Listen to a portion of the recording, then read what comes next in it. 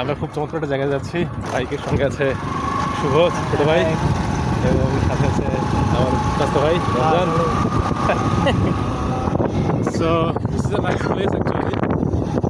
And interesting বিষয়টা হচ্ছে যে মানুষগুলা আসতেছে বা যাচ্ছি আমরা একসঙ্গে, সবাই অধিকাংশ বাইরে থাকে। সো একদিন ঈদ উদ্দেশ্য করে আসলে এটা হয়, এটা প্রতি বছরই হয় এই গোসল করাটা। সো নদীতে গোসল করা এবং সেটা মাংস কাটার পরেই সেটা so let's see what happened.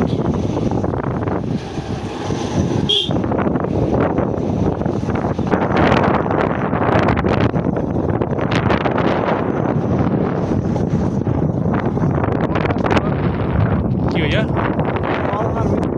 So almost we are there.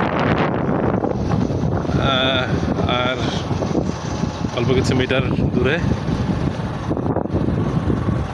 So it took time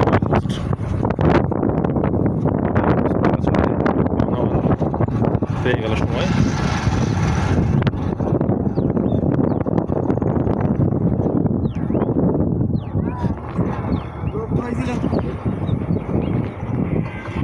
So actually this is the place.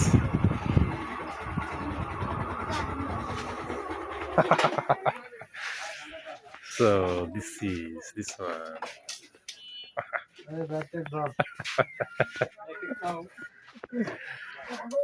তো এখানে আবার ফেরি আছে। মানুষ অপেক্ষা করতেছে এই নদীটা পার হলে ওই সেই গোপালগঞ্জ।